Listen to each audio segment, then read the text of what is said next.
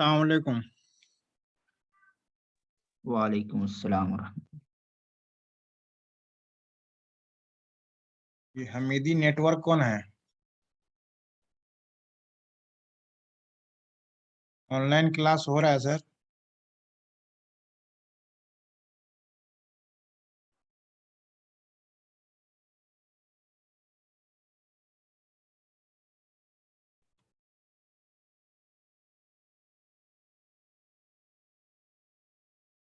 कल के दर्स में जो हम लोगों ने पढ़ा था वो सारी बातें क्लियर हैं या कुछ दिक्कत आई है? अनम्यूट होकर के जवाब दें।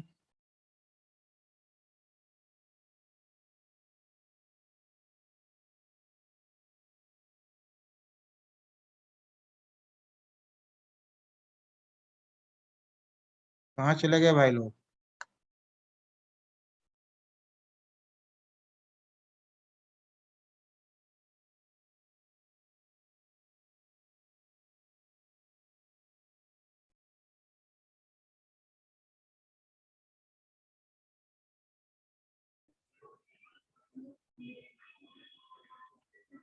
कल की क्लास में हम नहीं थे।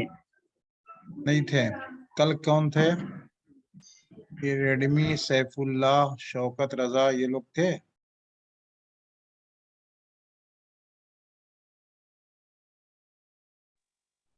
जी सर। कल के दर्स में शामिल थे? जी सर। क्या नाम है आपका? मोहम्मद सैफुल्लाह। अच्छा, समझ में आया है जी सर। सारा कुछ? या कोई दिक्कत है उसमें? नहीं सर, आ गया था समझ में। आ गया था। आज मैंने 2 PDF की फाइल आपको दी है।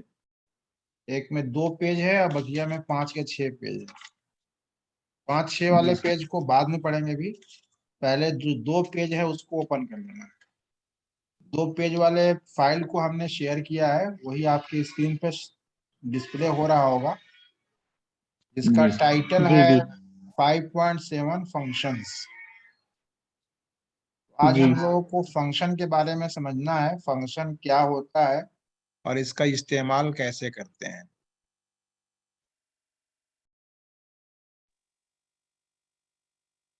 जी तो देखें इसमें फंक्शन के बारे में क्या लिखा है इन्होंने। वर्कशीट फंक्शन फार्मूलों को आसान बना देते हैं। तो बात यहीं से क्लियर हो गई कि जो हम फॉर्मूला इस्तेमाल करते हैं एमएस एक्सेल में, फॉर्मूला ही के तरीके से फंक्शन होते हैं, लेकिन फॉर्मूला का इस्तेमाल फंक्शन के मुकाबले में थोड़ा मुश्किल होता है। फंक्शन उससे आसान होगा। तो जो काम फॉर्मूला से करते हैं वही काम फंक्शन से भी होगा, लेकिन फंक्शन और फॉर्मूला में फर्क इतना है कि फॉर्मूला यूजर खुद से लिखता है और फंक्शन में यूजर को लिखना नहीं पड़ता, बल्कि सिर्फ फंक्शन का इस्तेमाल करना होता है। वो फंक्शन जिस काम के लिए होता है वो काम खुद खुद वो कर देता है। तो ये लिखते हैं, फंक्शन दरअसल एक खुसूसी और पहले से लिखा हुआ ऐसा फॉर्मूला होता है जो वैल्यू या वैल्यूज अख्तियार कर सकता है। यानी फंक्शन भी फॉर्मूला ही है, लेकिन रेडीमेड फॉर्मूलाज है, पहले से तैयार शुदा फॉर्मूला है जो वैल्यू या वैल्यूज अख्तियार कर सकता है। वैल्यू या वैल्यूज अख्तियार कर सकता है, जैसे फॉर्मूला हम वैल्यू देते हैं, जैसे A1 + B1 + C1। तो A1 B1 C1 ये क्या है? उनके वैल्यूज हैं। तो फंक्शन के अंदर भी आपको वैल्यूज देना है। कोई ऑपरेशन अंजाम देता है और वैल्यू या वैल्यूज को वापस कर देता है। यानी कोई ऑपरेशन अंजाम देने का मतलब क्या है कि फंक्शन कोई काम करता है और काम पूरा करने के बाद आपका जो वैल्यू या वैल्यूज होगा उसको वापस कर देता है। तो जैसे हमने सम का इस्तेमाल किया था कि सम लिखा और सम के अंदर A1, B1 लिखा हमने। तो A1, B1 के अंदर जो भी वैल्यूज हुआ उन दोनों वैल्यूज को सम ने जोड़ करके हमें वापस कर दिया। मसलन A1 में 20 है और B1 में 20 है, तो 20-20 को मिला दिया हमने।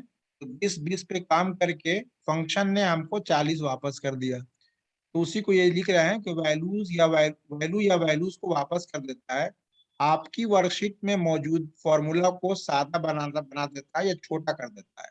यानी जो फॉर्मूला आप इस्तेमाल करेंगे उन फॉर्मूलों को फंक्शन या तो आसान कर देता है, सादा बनाना मतलब आसान करेगा, या उसको मुख्तसर कर देता है। खुसूसन ऐसे फॉर्मूलों को जो तवील तर और पेचीदा तहसीबात अंजाम देते हैं, यानी खास तौर से ऐसे फंक्शन जो ऐसे फॉर्मूला जो तवील होते हैं, लंबे होते हैं, या वो पेचीदा होते हैं, उनके लिए फंक्शन का इस्तेमाल मुफीद साबित होता है। आप मियारी तहसीबात अंजाम देने के लिए Microsoft Excel built in worksheet function अंजाम देते हैं। यानी मियारी तहसीबात यानी पेचीदा अच्छे अच्छे हिसाब के काम करने के लिए एमएस एक्सेल में जो वर्क फंक्शन बने हुए हैं, हम उनका इस्तेमाल करते हैं। मिसाल के तौर पर फॉर्मूला है आपका बराबर A1 plus A2 plus A3 plus A4। ये आपका फॉर्मूला हुआ चारों सेल के वैल्यूज को जोड़ने के लिए। इन चारों सेल को जोड़ने के लिए आपने क्या क्या लिखा, A1 प्लस लगाया तीन जगह पे। इसको मुख्तसर करने के लिए आप यूं लिख लीजिए सम ब्रैकेट A1 कॉलन A4। तो देख लें ये आसान भी हो गया और मुख्तसर भी हो गया। तो टाइप करने के बजाय आप फॉर्मूला सम A1 कॉलन A2 तैयार करने के लिए सम फंक्शन इस्तेमाल कर सकते हैं। तो सिर्फ मुझको समझाना आपको ये है कि A1 से लेकर के A4 तो जो लिखा है आपने, ये आपका फॉर्मूलाज हुआ, और यही फॉर्मूला जो कंप्यूटर में बना हुआ है वो आपका सम का है। तो सम एक फंक्शन हो गया, और A1 plus A2 plus A3 A4 ये यूजर का अपना फॉर्मूला हुआ। तो आप फॉर्मूला भी इस्तेमाल कर सकते हैं, और एमएस एक्सेल के अंदर जो फंक्शन बने हुए हैं वो फंक्शन का भी इस्तेमाल कर सकते हैं। फंक्शन के इस्तेमाल में आप ध्यान दें कि आपको बताया गया था कि every formula start with equal sign. जो भी फॉर्मूला होता है वो बराबर की अलामत से शुरू होता है। हर एक में देखिए बराबर बराबर लगा हुआ है, यहाँ A1 से पहले बराबर है, सम से पहले बराबर है। फिर फंक्शन का कोई ना कोई नाम होगा, वो नाम आपको लिखना है।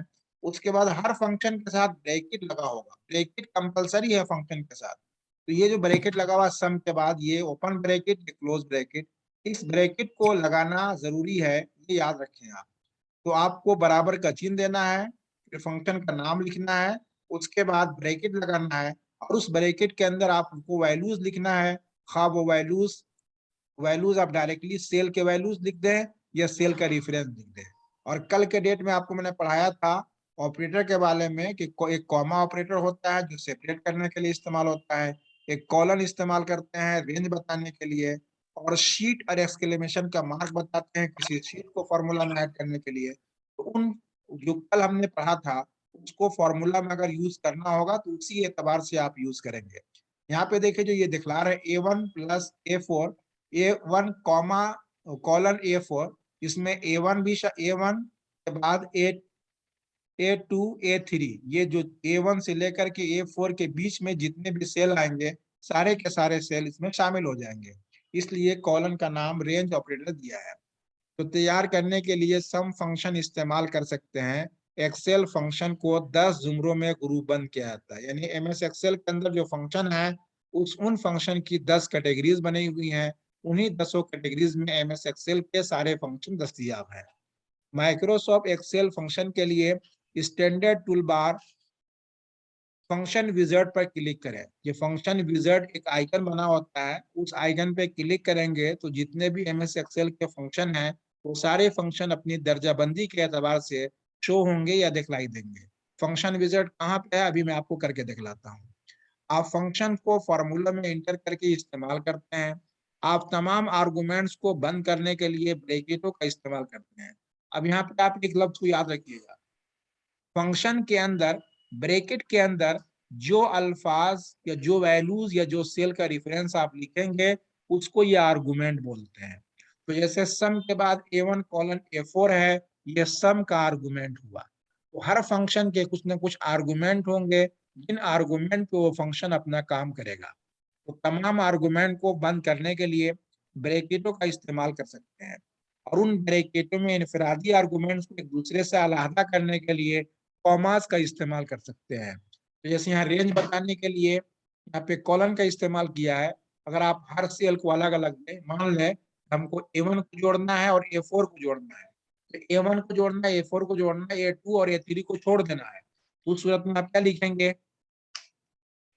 बता दीजिए कोई जरा। A1 कॉमा से लेकर लिखेंगे। कॉमा लिखेंगे, ओके गुड। A1 से लेकर के A4 में अगर A2 और A3 को एक्सक्लूड कर देना हो तो उस सूरत में A1 कॉमा A4 लिखें। तो उसी चीज को ये बता रहे हैं कि अगर कहीं पे इनफरादी तौर से अलग अलग सेल का इस्तेमाल करना हो, इनफरादियत को दिखलाने के लिए आप कॉमा का इस्तेमाल करेंगे। ओके, फिर फंक्शन के लिए MS एक्सेल में एक ऑटो सम का बटन बना होता है जिसकी ये तस्वीर बनी हुई आइकन है। इस आइकन पे आप क्लिक करेंगे तो जिस सेल को एक्टिव करके आप इस पे क्लिक करेंगे तो एक्टिव सेल के जिस तरफ वैल्यूज लिखे होंगे उन सारे वैल्यूज का ये टोटल निकाल देगा आपको। तो इसको पूरा पढ़ेंगे तो आपको ये मतलब निकलेगा कि ऑटो सम बटन पे क्लिक करने के बाद आपके एक्टिव सेल के जिस तरफ भी वैल्यूज होंगे लेफ्ट में राइट में उन वैल्यूज को वो जोड़ेगा। जैसे मैं भी करके उसको दिखलाता हूँ।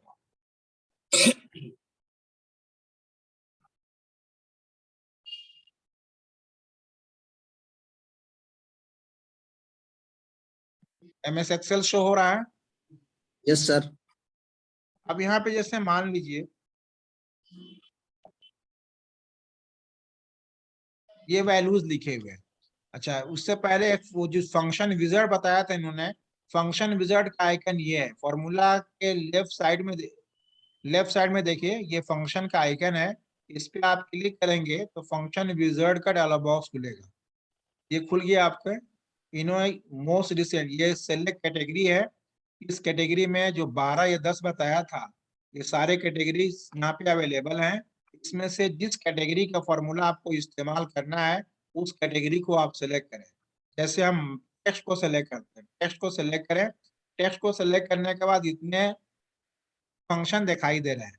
इसमें से आप आपने कुछ पढ़ा भी होगा या नहीं भी पढ़ा होगा, तो पढ़े हो कि ना पढ़े हो उनको जरूरत के मुताबिक आप यहाँ पे इस्तेमाल कर सकते हैं। आपकी किताब में कैटेगरी के चंद चंद फंक्शंस को उन्होंने आपके समझने के लिए बता दिया है। सारे फंक्शन को बताना तो मुमकिन तो है लेकिन मुश्किल है, इसलिए चंद फंक्शंस को डिस्कस करके आपको सिर्फ इतना बता दिया है कि आपके कैटेगरी में इस तरह के फंक्शन हैं, आप जरूरत के मुताबिक उनका इस्तेमाल कर सकते हैं। बहरहाल तो ये फंक्शन विजार्ड हुआ, यहाँ पे क्लिक करके आप फंक्शन का इस्तेमाल कर सकते हैं। अब ये ऑटो सम को देख लेते हैं, इस पे आप क्लिक करें। हमारा जो एक्टिव सेल है वो कौन सा है, नाम बताइए। एक्टिव सेल कौन E1 है? E1 ये एक्टिव सेल है, ओके गुड। उस एक्टिव सेल के अंदर हमें वैल्यू लाना है। ऑटो सम का बटन कहाँ पे है? इधर राइट साइड में देखिए रिबन पे ये जो आइकन बना हुआ है ये ऑटो सम का आइकन है। ये आइकन दिख रहा है? यस जी सर। सर। इस आइकन पे आप क्लिक करें। ये देखिए ब्लिंकिंग बाउंड्री लग गई। इस ब्लिंकिंग बाउंड्री का मतलब है कि ये जो वैल्यू है ब्लिंकिंग बाउंड्री के अंदर ये सारे वैल्यूज आपके E1 में कैलकुलेट करके डिस्प्ले हो जाएंगे। बस आपको इंटर की प्रेस कर देना है। 335 आया। तो देखिए कितना आसान काम कर दिया इन्होंने। आप बजाय फॉर्मूला के इसको आप ये लिखते बराबर सम, सम के बाद आप पूरा सेल सेलेक्ट कीजिए यहाँ से लेकर के यहाँ तक। इतना तो कम से कम लिखना ही पड़ा। और दूसरा अगर आप खुद फॉर्मूला लिखें तो आपको लिखना होगा A1 plus B1 plus C1 plus B1। इतना लिखने के बाद आप इंटर करें तो आता है। तो ये देखें ये आपका ऑटो सम की वजह से सेलेक्ट कर लिया आपने, ये फॉर्मूला फंक्शन की मदद से कर लिया आपने, और ये आप अपना खुद का फॉर्मूला टाइप करके किया है। तीनों से एक ही काम हुआ लेकिन तीनों का तरीका अलग अलग रहा। क्लियर है सर। जी? Yes sir. अब उसके बाद जो मैंने आपको दूसरी फाइल आपको दिया है उसको ओपन कीजिए।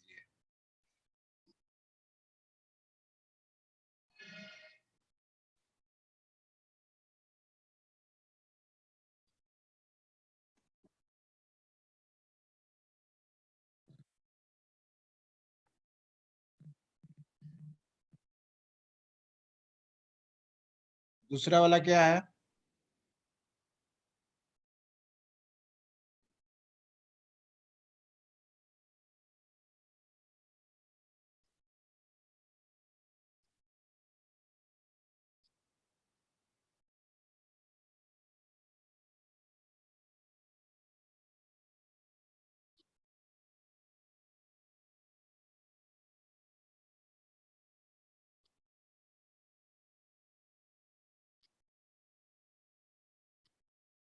क्या दिख रहा है आपकी स्क्रीन पे? Text function. Excel built in function categories दिख रहा? जी सर। जी सर। ओके, MS एक्सेल के फंक्शन समझ में आ गया ना? जी सर। जी सर। अब जो फंक्शन की कैटेगरी की है इन्होंने कि फंक्शन तो MS एक्सेल में बहुत सारे हैं, लाखों फंक्शन है। उन लाखों फंक्शन की दर्जाबंदी कर दी। कुछ फंक्शन हमारे टेक्स्ट के हैं, कुछ हमारे फंक्शन लॉजिकल के हैं, कुछ फंक्शन का कैटेगरी इंफॉर्मेशन है, कुछ का डेट एंड टाइम है। इस तरीके से 10-12 कैटेगरी बने हुए हैं। उन सारे कैटेगरीज में सारे डेटाबेस मौजूद होते हैं। जिस कैटेगरी का आपको काम करना होगा उस कैटेगरी का डेटाबेस आप सिलेक्ट करेंगे। जैसे ये मैथ है तो मैथ से रिलेटेड काम करना होगा तो मैथ का काम करेंगे। डेट एंड टाइम का काम करना होगा तो डेट और टाइम का फंक्शन इस्तेमाल करेंगे। अब उसके बाद MS एक्सेल में जितने फंक्शन हैं उन सारे फंक्शन की दर्जाबंदी की है। उन दर्जाबंदी में से कुछ फंक्शन का तस्करा ये कर रहा है। तो पहला नाम क्या नाम था इनका? Text function. टेक्स्ट। तो टेक्स्ट फंक्शन में एक फंक्शन है इनका क्लीन। ये क्लीन फंक्शन है। क्लीन को फिल वक्त के लिए इसको ड्रॉप कीजिए। एक दो फंक्शन पढ़ने के बाद हम इसको आपको समझाते हैं। उसके बाद दूसरा फंक्शन क्या है? दूसरा फंक्शन देखिए लिखा हुआ ट्रिम। ट्रिम दिख रहा है? टीम। ट्रिम को क्या लिखा है? डुप्लीकेट डुप्लीकेट स्पेसेज और टेक्स्ट स्ट्रिंग के शुरू और आखिर में वाकई स्पेसेस को हटा देता है। तो अगर आपने कोई वर्ड टाइप किया और बाय मिस्टेक किसी वर्ड के आखिर में या किसी वर्ड के शुरू में कुछ स्पेस आपने डाल दिया है और उस स्पेस को खत्म करना हो, तो बजाय इसके कुछ स्पेस को आप डिलीट करें, ट्रिम फंक्शन की मदद से आप उस स्पेस को खत्म कर सकते हैं। जैसे MS एक्सेल को देखें आप, एक वर्ड हम टाइप कर रहे हैं खालिद। खालिद के बाद हम 4 स्पेस देते हैं, 1 2 3 4, 4 स्पेस हो गया। अब यहाँ पे आइए आप, ये खालिद के बाद जो 4 स्पेस आया है, अगर इसके अंदर हम कोई वर्ड लिखें या कुछ नया वर्ड लिखेंगे तो नया वर्ड 4 स्पेस के बाद लिखाएगा।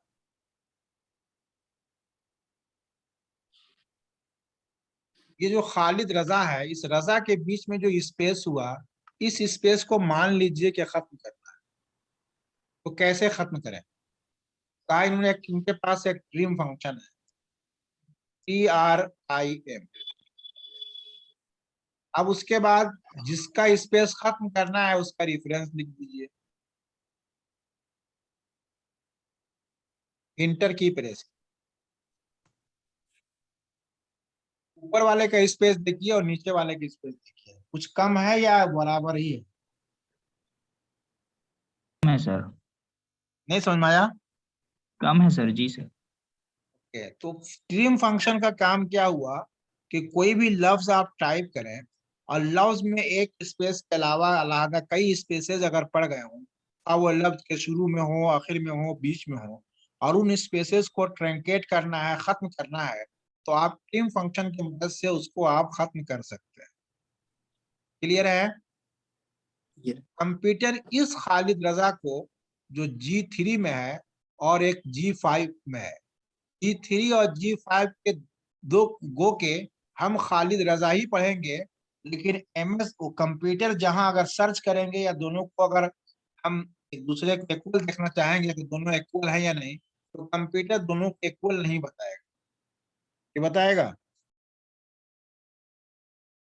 दोनों सेल में जो खालिद रजा लिखा हुआ है, ये दोनों बराबर हैं या दोनों में कुछ फर्क है? फर्क है सर। फर्क है। तो आपको मैंने समझा दिया स्पेस का फर्क का, बता रहे हैं कि फर्क है।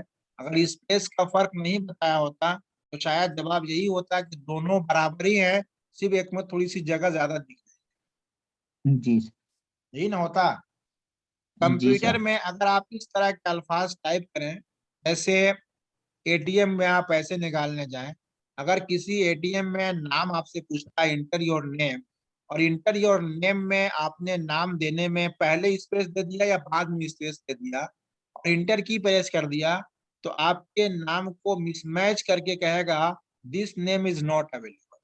हालांकि आपने अपना नाम दिया है और नाम बिल्कुल सही टाइप किया, लेकिन at the time of typing आपने कुछ स्पेस पहले या बाद में गलती से लगा दिया, तो उस स्पेस को वो इग्नोर नहीं करता, बल्कि उसको भी रीड करेगा और मिसमैच का मैसेज देगा। ठीक है। उन जी सर। जगहों पे अगर कोई यूजर मिसमैच गलती से कुछ स्पेस डाल देता है और उस स्पेस को खत्म कर देना है, तो ट्रिम फंक्शन उस प्रोग्रामिंग में लोग यूज कर लेंगे।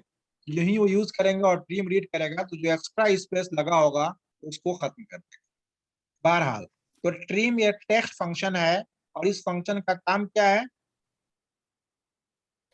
जायद स्पेस को खत्म कर जायद देना। स्पेस को, जो वो स्पेस खा कहीं भी हो, लफ्ज के आखिर में हो, शुरू में हो, बीच में हो, उसको खत्म कर देता है। क्लियर है? जी सर।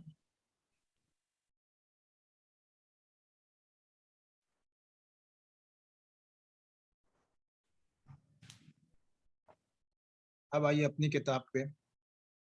तो ट्रिम डुप्लीकेट स्पेसेस और टेक्स्ट स्ट्रिंग के शुरू और आखिर के वाक्य स्पेसेस को हटा देता है। एक्सेल ट्रिम फंक्शन किसी टेक्स्ट स्ट्रिंग को पकड़ता है और किसी स्पेस को हटा देता है। अलबत्ता अल्फाज और कैरेक्टरों के दरमियान वाक्य सिंगल स्पेसेस को नहीं हटाता। क्या कह रहे हैं ये? कि अगर दो लफ्ज के बीच में आपने स्पेस दिया है, तो अगर एक से ज्यादा स्पेस है उसको तो खत्म कर देगा, लेकिन कम से कम अगर एक ही स्पेस है तो उसको बहाल रखता है, उसको खत्म नहीं करता। तो अच्छा काम करता है। एक स्पेस तो रहना ही चाहिए। क्लियर है? बोल लो भाई। जी सर। ये ट्रिम फंक्शन की मिसालें देखिए, ये सारी मिसालें देखिए। ट्रिम है, ये ट्रिम टेक्स्ट है, पहले स्पेस देकर समझा रहे हैं। दूसरे वाले में ट्रिम टेक्स्ट बाद में स्पेस देकर समझा रहे हैं। ट्रिम तीसरे वाले में बीच में देकर दिखला रहे हैं। चौथे वाले में पहले भी दिया है, बीच में भी दिया है और आखिर में भी दिया है। क्लियर है? दिख रहा जी है सर। स्क्रीन पे? जी ये सर। चारों मिसालें देके आपको समझा दिया। चलिए अब आगे बढ़ते हैं हम। दूसरा फंक्शन है इनका लोअर का। लोअर का काम क्या होता है? कोई भी टेक्स्ट आप लिखें अपर केस में, कैपिटल लेटर में, और उसको आप छोटे केस में बदल देना चाहते हैं, तो बजाय इसके कि आप छोटे केस में आप टाइप करें, लोअर फंक्शन का इस्तेमाल करके अपने बड़े लिखे हुए हरूफ को आप छोटे में बदल सकते हैं। जैसे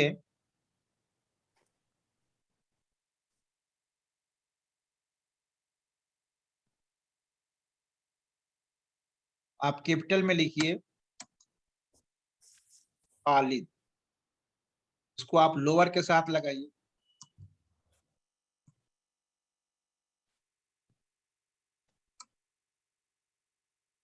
एड्रेस बताइए जहां खालिद लिखा हुआ है। G10 है सर। G10 G10 है। जी ठीक से देखिए। Sorry G8, G8। जी सर। इंटर की प्रेस कीजिए। ये खालिद देखिए G8 वाला G10 में स्मॉल हो गया। हो गया। अब जी सर। जस्ट इसका उल्टा कर लेते हैं आप। ये लोअर है ना, लोअर का उल्टा क्या होता है? अपर। अपर। तो आप अपर के साथ जस्ट जो लोअर का काम है उसका उल्टा हो सकता है। अपर में G10 लिख दें आप, एंटर की प्रेस करें, बदल गया। जी सर। तो ट्रिम रहा, लोअर फंक्शन हो गया, अपर फंक्शन हो गया। तीन फंक्शन डिस्कस कर लिया हमने टेक्स्ट का। चौथा फंक्शन इनका प्रॉपर का है। प्रॉपर क्या करेगा?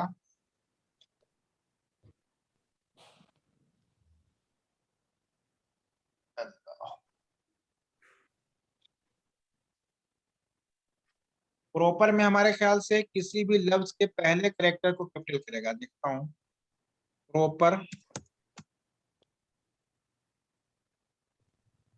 ये खाली जो छोटा लिखा हुआ है उसका एड्रेस बताइए।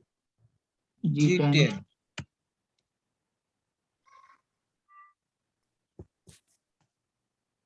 क्या किया?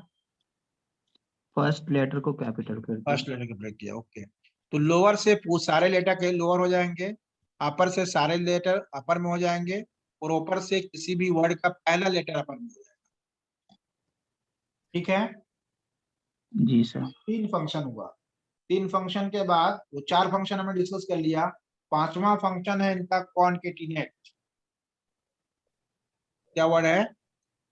कॉनकेटिनेट।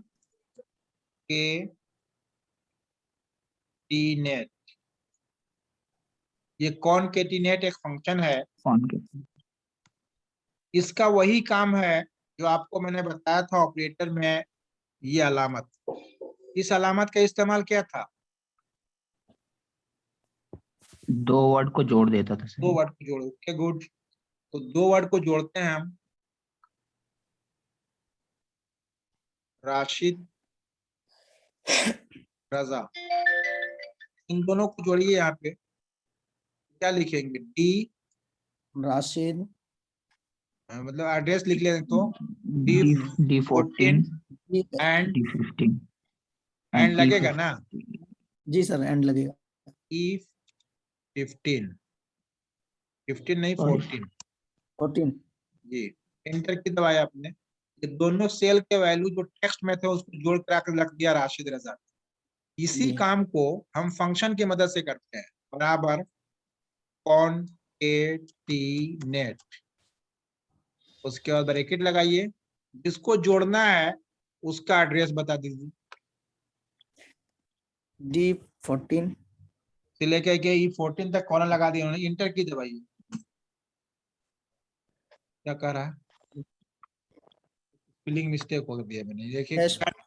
कौन कौन है? कॉनकेटिनेट, अभी भी स्पेलिंग मिस्टेक है। कॉनकेटिनेट, कौन के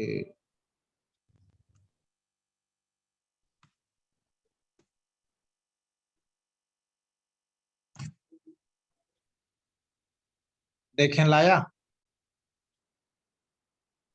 जी सर।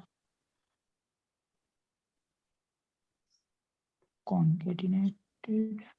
कॉनकेटिनेट, तो कॉनकेटिनेट का काम ये है कि जो 2 अलग अलग सेल होंगे उन सेल के वैल्यूज को यकजा कर सकता है। तो ये काम वैसी हुआ जैसे एंड का चिन्ह आप अपने फॉर्मूला में इस्तेमाल करते हैं। कितने फंक्शन हुए टेक्स्ट के? टेक्स्ट के कितने फंक्शन डिस्कस किए जी? प्रीम, लोअर, अपर और लोअर, अपर और ऊपर। ऊपर और कॉन्केटिनेट। कॉनकेटिनेट 4 हुआ, 5।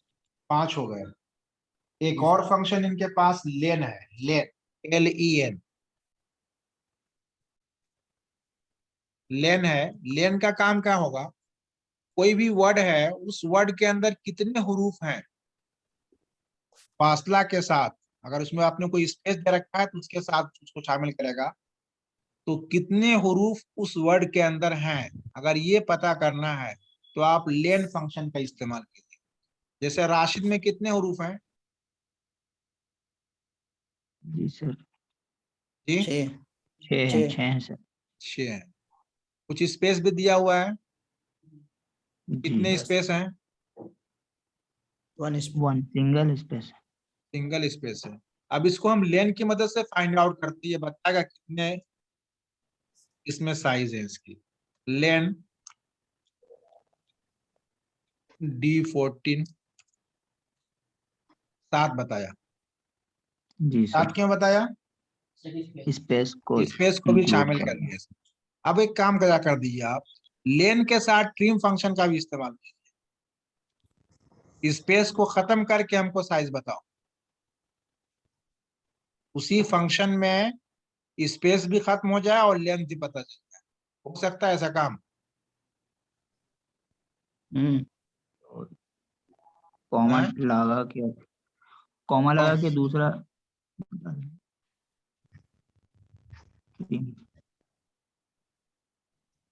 स्ट्रीम। ओ सॉरी, ब्रैकेट। स्पेस ज्यादा हो गया, कॉमा। लैन ब्रैकेट ट्रीम। लेन के बाद ब्रैकेट लग गया। उस जी ब्रैकेट सर। में हमने एक फंक्शन इस्तेमाल कर लिया ट्रिम का, और ट्रिम का जी। खुद फिर अपना एक ब्रैकेट लग गया, और उस ब्रैकेट के जी। अंदर जिसका हमको स्पेस खत्म करना है वो स्पेस खत्म करने वाले रेफरेंस को रेफरेंस लिख दिया, फिर दो ब्रैकेट से क्लोज कर दिया। इस फॉर्मूला बार में जी। देखिए आप, लेन लगा जी हुआ है सर। और ट्रिम लगा हुआ है। ट्रिम अपना काम करेगा और लेन अपना काम करेगा। तो अंदर कौन है? ट्रिम है। तो पहले ट्रिम जी। अपना जी। जो स्पेस होगा एक्स्ट्रा उसको खत्म कर देगा। खत्म होने के बाद जो वर्ड बचेगा उस वर्ड का लेंथ जो है उसका लेंथ फाइंड आउट कर लेगा। समझ में आ रहा है या नहीं? जी सर। जी सर। आ रहा है। जी सर। तो लेन का काम क्या हुआ? किसी भी लफ्ज की लंबाई नापना हो कि उसमें कितने हरूफ वाक़े हैं स्पेस की शमूलियत के साथ, तो उसके लिए लेन फंक्शन का इस्तेमाल करें। क्लियर है? जी सर। उसके बाद इनके पास कुछ लॉजिकल फंक्शन। लॉजिकल फंक्शन में एक इफ भी फंक्शन है इनका। इफ फंक्शन को हमने कल डिस्कस कर लिया था। समझ में आया था या नहीं? जी सर। आ गया था ना ये फंक्शन? कुछ लोगों ने हमारे व्हाट्सएप पे डाला था कि ये चल नहीं रहा है। ये लोग डाले थे वो हैं या नहीं है?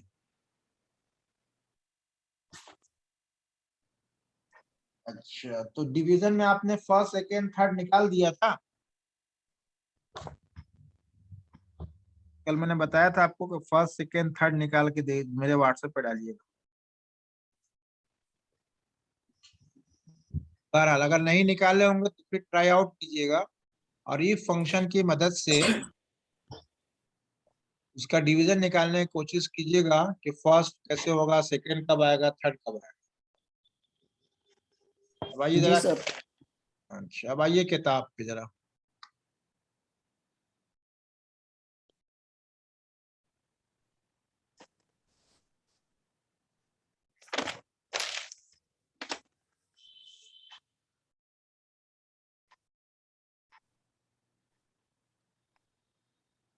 ये लॉजिकल फंक्शन है, दिख रहा है?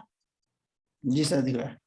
लॉजिकल फंक्शन इन्होंने 3 या 4 तरह के डिस्कस करेंगे। पहला है एंड, दूसरा है और, तीसरा है नॉट, चौथा है इफ। एंड का मतलब क्या है?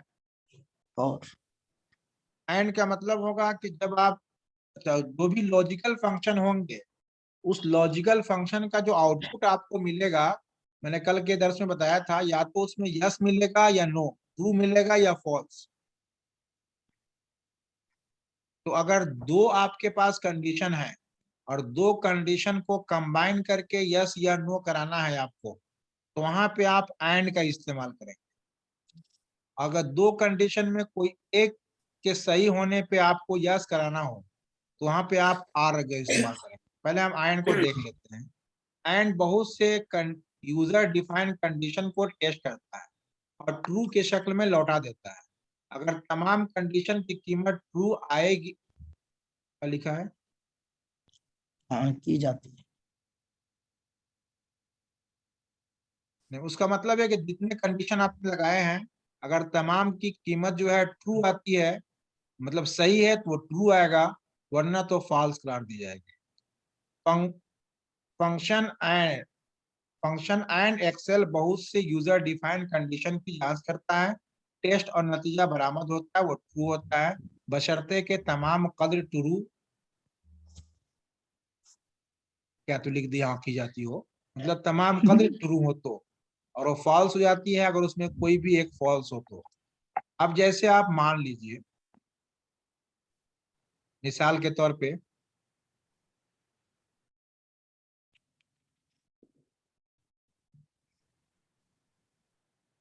ये करते करते हो सकता है लिंक ब्रेक होगा, आपका टाइम खत्म हो रहा है।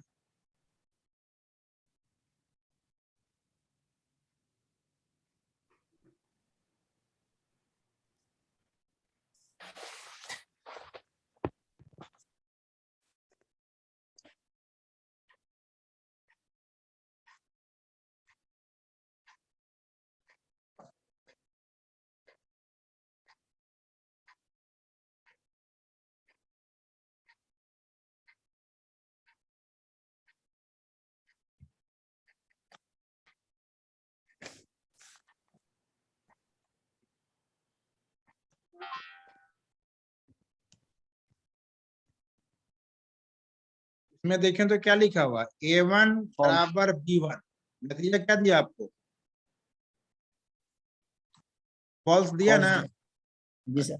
इसको हम 67 को 89 ही कर देते हैं। अब क्या नतीजा आया, ट्रू आया। अब जी सर। इसमें A1 उसके बाद एंड लगाते हैं, एंड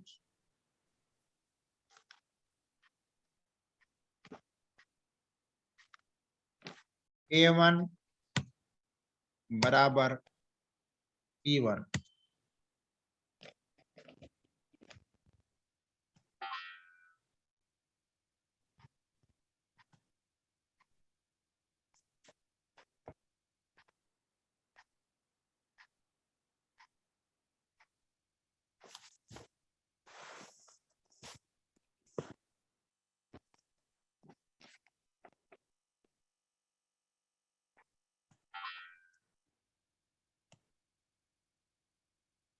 सर B1 यहाँ दिया तो वहाँ C कर दिए, इसलिए इस तरह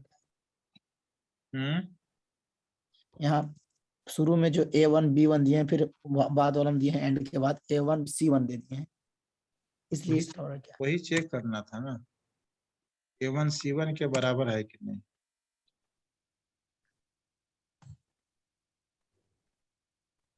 हैश नेम।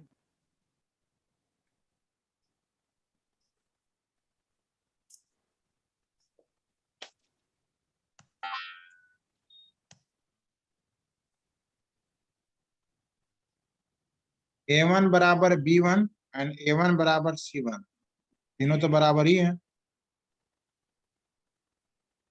C1 में भी 89 ही है ना, फॉल्स नहीं होना चाहिए, ट्रू होना चाहिए।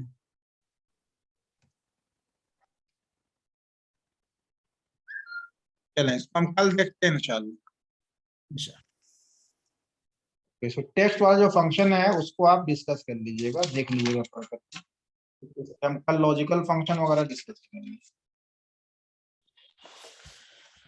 ठीक है, ओके, अल्लाह हाफिज।